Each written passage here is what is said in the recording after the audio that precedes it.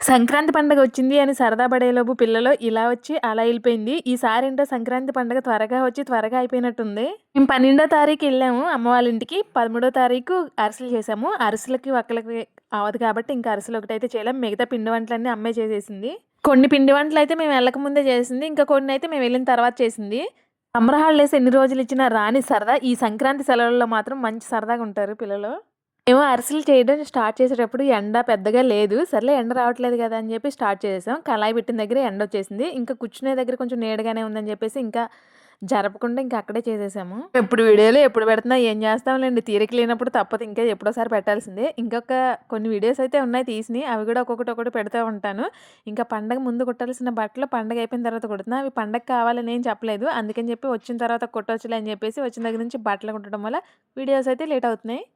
నాకు అరిసెలు వండిన రోజు తినడం అంటే చాలా ఇష్టం. ఆ రోజైతే టేస్ట్ చాలా బావుంటాయి. ఫస్ట్ అయితే మామూలు అరిసెలు కొన్నేసింది. ఆ తర్వాత నువ్వుల అరిసెలు టేస్ట్ అయితే చాలా బావున్నాయి. వీడియో నచ్చితే సబ్స్క్రైబ్.